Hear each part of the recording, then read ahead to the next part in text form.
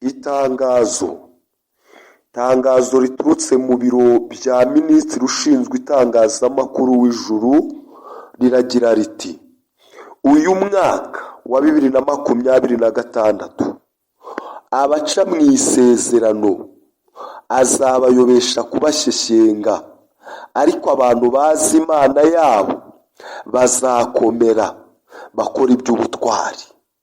Amen. Ndashaka kugira ngo mbagezeho agace gatoya k'uyu murongo nk'uko itangazo rivuze. Karavuga ngo abantu bazi Imana yabo, abantu bazi Imana yabo bazakomera. Amen. Hari ibintu bibiri rero by'ingenzi bikwereka ko uzi Imana. Ibyo bintu bibiri ni ibihe? Icya mbere, kuba wumva Imana.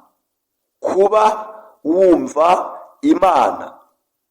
Iyo usomye mu butumwa bwiza uko bwanditswe na Yohana igice cya 10 uhereye ku murongo wa 1 ukageza ku murongo wa 5, Yesu yasobanuye iki? Yaravuze ngo intama zanjye zumva ijwi ryanjye zikarimenya. Aravuga ngo undi ntizamwumva, ariko njyewe zumva. Intama zanjye zumva ijwi ryanjye zikarimenya, undi ntizamwumva. Aravuga ngo zizi ijwi ryanjye, ariko undi ntabwo zizi ijwi rye. Ikintu cya mbere rero kikwereka ko uzi Imana ni uko wumva ijwi ry'Imana ukarimenya, ugashobora kuritandukanya n'ayandi majwi. Cyo ni ikintu cya mbere kikwereka ko uzi Imana. Kandi iyo wamaze kumva Imana nibwo ubona n'uko uyumvira. Ntabwo wakumvira utumvishe, urabanza ukumva ubundi ugakurikizaho kumvira. Icyo ni ikintu cya mbere kigaragaza ko uzi Imana. Ijambo ravuze ngo muri uyu mwaka rero nimba uzi Imana, nimba uyumva ukamenya ijwi ryayo ukaryumva, ubundi ukajya waryumvira, ijambo riravuze ngo uzakomera. Ikintu cya kabiri kikwereka ko uzi Imana ni ikimenyetso simusiga, ni ikimenyetso cy'ibanze, ni ikimenyetso shingiro. Ikimenyetso cya kabiri kikwereka ko uzi Imana ni ukuba uyitinya. Kuba uyitinya. Haleluya. Ijambo rivuze ngo iki mu gitabo cya Maraki igice cya 1, iyo usomye ku murongo wa 1 ugakomeza, handitse ijambo rivuga ngo none nimba ndi so, igitinyiro cyanjye kirihe muri mwe? Igitinyiro cyanjye ni ikihe? Nimba muvuga ko ndi shobuja, mbega ikibigaragaza ni iki? Hari igitinyiro cyanjye kiri muri mwe? Igitinyiro, gutinya, kuba ufite ubwoba, kugirira Imana ubwoba. Icyo ni ikimenyetso cya kabiri kikwereka ko uzi Imana. Nimba utagirira Imana ubwoba, nimba udatinya Imana, ntabwo uzi Imana. Ni ikimenyetso cy'uko utazi Imana. Ariko nimba uyigirira ubwoba, uzi Imana.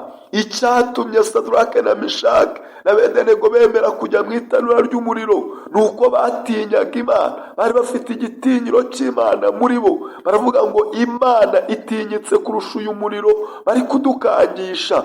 Cyatumye Yosefu yemera kujya muri gereza akanga kuryamana na muka Potifari, nuko yari afite muri we igitinyiro cy'Imana. Aravuze ngo iyi Mana iratinyitse kurusha gereza bari kungangisha. Icyatumye Daniyeli yemera kujya mu rwobo rw'intare, nuko yari afite igitinyiro cye muri we.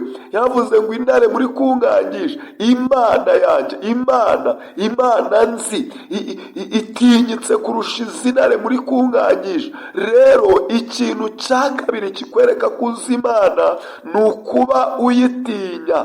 Narinzanywe no kukubwira ubuhanuzi. Umwaka wa 2026 ijambo riravuze ngo abantu bazi Imana yabo bazakomera, abazi Imana yabo bazakomera, ngo ariko ndetse kandi ngo abaca mu isezerano bo ngo azabayobesha kubasheshenga. Rero nagira ngo nkwereke ibintu bibiri bikwereka ko uzi Imana. Icya mbere kanyigusubiriremo kugira ngo umenye ko uzi Imana, niwumva ibintu bibiri bitakuriho umenye ko nawe Imana ntayo uzi. Imana kuba uyizi, ibimenyetso bibiranga bibiri by'ingenzi bikwereka ko uzi Imana. Icya mbere ni ukuba uyumva, ukaba wumva Imana, ukaba uzi ukumva ijwi ry'Imana ukarimenya, ukaba uryumva ukarisobanukirwa kugira ngo ubone uko uyumvira.